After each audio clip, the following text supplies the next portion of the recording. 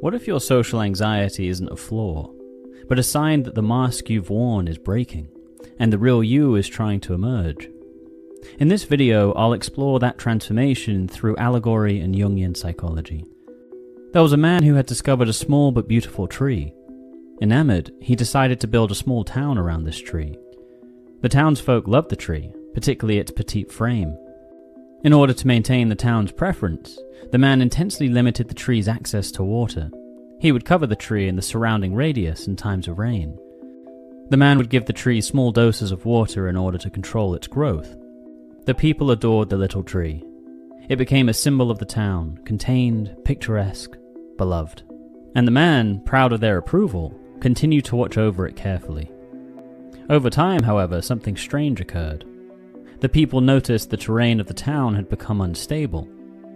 Mounds were emerging, at first small, but then larger and larger they grew. The man was troubled and confused. He didn't understand what was happening and what was causing this instability. You're watching Archetypal Wisdom. Join me in exploring the symbolic truths and mysteries of humankind. Remember to like and subscribe. Now, back to the video. Within one of the mounds, the man noticed a tree root. He was shocked and started digging around the area. The man traced the roots back to the petite tree. He realized that by restricting the tree's access to water, it had expanded its roots to all corners of the town. The man didn't know what to do. The stability he had worked so hard to maintain was unraveling.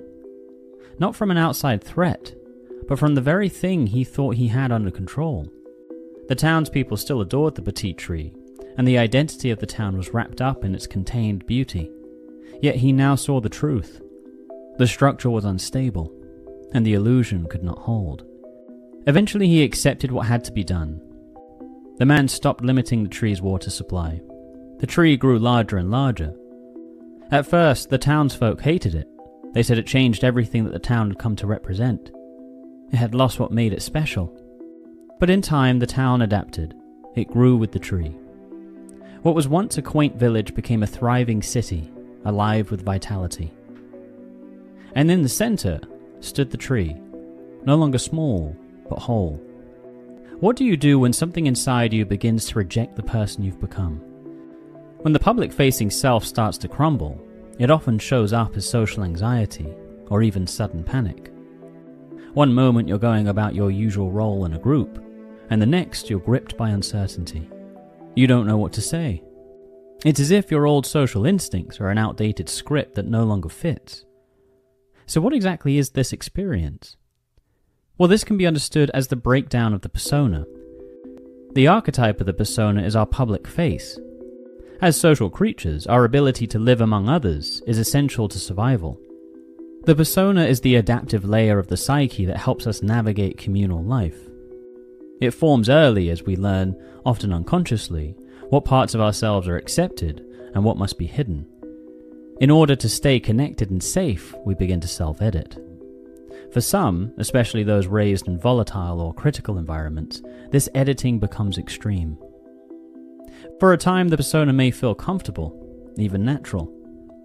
Often the parts of the self that were repressed in its formation are not only hidden, they are forgotten. The ego, our conscious sense of self, often knows, at least dimly, that the persona is only part of the truth, not the whole of who we are. Like the man in the story who carefully maintains the tree's size for public approval, the ego maintains the persona to preserve social belonging. But eventually, parts of the self that were buried in the unconscious begin to rise, demanding to be felt and seen. For someone who has long identified with their persona, this can be deeply confusing. What once felt natural in social settings now feels unfamiliar or even threatening. This destabilization often presents as anxiety or sudden panic, precisely in the environments that once felt effortless. Why does this happen? Because the persona, which once served to protect and ensure belonging, has now become a prison. The panic is not a fear of the social setting itself. It's a rebellion against the internal structure that has grown too rigid to contain the full self. When the persona is activated in a group setting, it reignites the very pattern that now feels suffocating. The panic, then, is not irrational. It's a call to break free from a false containment. The true self within the unconscious is rebelling against the rigid structures of the persona, creating a destabilizing experience, just like the roots of the tree spread across the entire town, rupturing the foundations. Now, what does one do in this situation when they find themselves here? Well, this is a natural stage of psychological development and is an essential part of individuation. When a person finds themselves at this stage, they must become very curious of the feelings emerging and what the persona is demanding of them.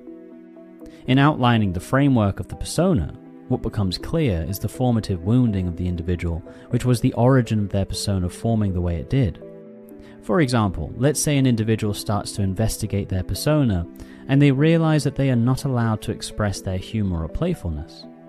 They notice that whenever they're in a social setting, they have to remain stoic and offer thoughtful contributions. This individual starts to then feel the stored up grief from their formative years in which they were frequently punished for expressing their humor and playfulness.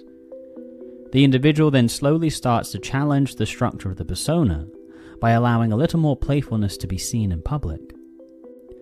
As the individual becomes more conscious of the persona and begins to let parts of the repressed self emerge in public, they inevitably encounter the original pain the persona was built to guard against. Just as the man in the story stops limiting the tree and lets it drink, this is the act of allowing oneself to feel, fully, the grief, the rage, and the tenderness that were once too dangerous to express. With this emotional honesty, growth begins. The ego evolves, and even the persona reshapes to accommodate more of the true self. Like the town in the story, others may resist at first. Change disrupts what is familiar. But in time, the individual expands, becoming a fuller, more honest, and more dynamic version of themselves. And as they show up more fully, they begin to attract a community that mirrors that depth. Their public-facing self is no longer stifled or performative, but grounded in truth. Social spaces feel less threatening. In fact, they become joyful. In the end, what first appeared to be a crisis was actually just growing pains, leading to a fuller self and a much more dynamic persona. Just as the tree grew tall in the center of a thriving city, the self now stands, no longer hidden, but integrated and alive. So if you find yourself panicking in the middle of a group, unsure of why you feel so overwhelmed, don't just ask what's wrong with you. Ask what part of you has outgrown the mask you've been wearing. Maybe it's not a failure. Maybe it's the beginning of becoming whole. You've been watching Archetypal Wisdom. Remember to like and subscribe. Stay wise.